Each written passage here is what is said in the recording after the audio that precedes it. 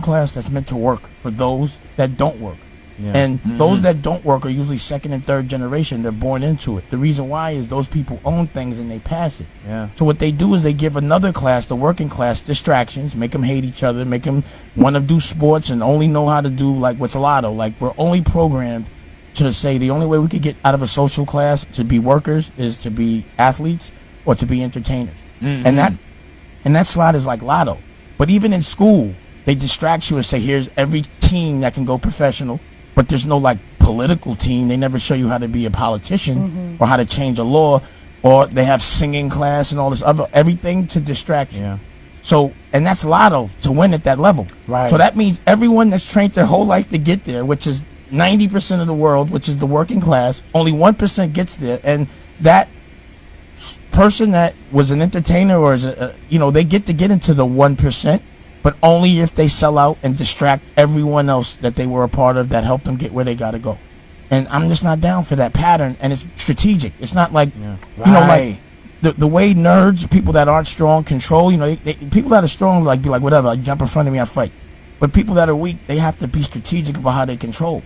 So brain controls muscle.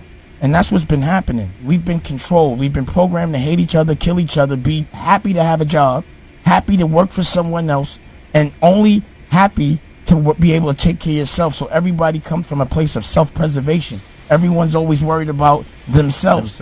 And the purpose of love is to love people before you love yourself. But now, look at the way the system is set up. In school, they take your kids from you, and then they tell you, unless you go to college, and this is, the majority of the world, and the majority of the world is the working class. Unless you go to college, which you can't afford, unless you get a loan to go to college, you've done something wrong. So you go to college, you get that loan, and in order to pay off the loan, you got to get a job you don't want.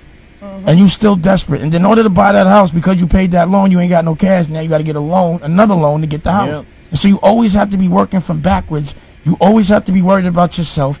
And what I find when I'm around desperate people is they're all right with I got to do what I got to do to eat. They sometimes justify doing things that are not honorable to survive.